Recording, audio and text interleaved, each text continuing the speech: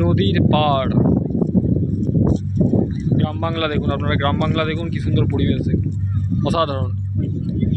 গলদা চিংড়ি বলছে 150 টাকা কেজি। যে চিংড়ি আমাদের কলকাতা শহরের বাজারে 800 থেকে 900 টাকায় বিক্রি হয়, সেই চিংড়ি এখানে জেলেরা বিক্রি করছে 150 টাকা। বুঝতে পারছেন কেন জেলেরা দাম পায় না, আর কেন মাছ ব্যবসায়ীরা কোটি কোটি টাকার মালিক হচ্ছে? এই কারণ।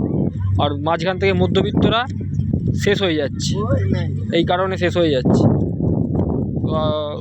বিকালবেলা মাছ আসবে, বিকেলবেলা মাছ আসবে, আমরা মাছ কেনবার চেষ্টা করবো যদি মাছ কমের ওপর দিয়ে পাই তো মাছ দেখাবো আপনাদের। নদীর পাড় বরাবর হেঁটে হেঁটে যাচ্ছি, সুন্দর মিষ্টি রোদ, তার মধ্যে জলীয় হাওয়া, ভালোই লাগছে, খারাপ লাগছে না।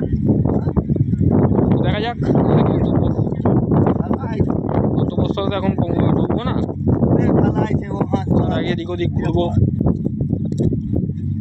কী পাওয়া যায় না পাওয়া যায়, কী সংগ্রহ করা যায় দেখা যাক।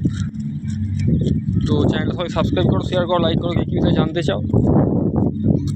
আমাদের টপিকের ওপর জ্যোতিষতন্ত্র আধ্যাত্মিকতার ওপর বিষয় নিয়ে নতুন বছরের শুরু থেকে কিছু নতুন চিন্তাভাবনা নিয়ে উপস্থিত হব।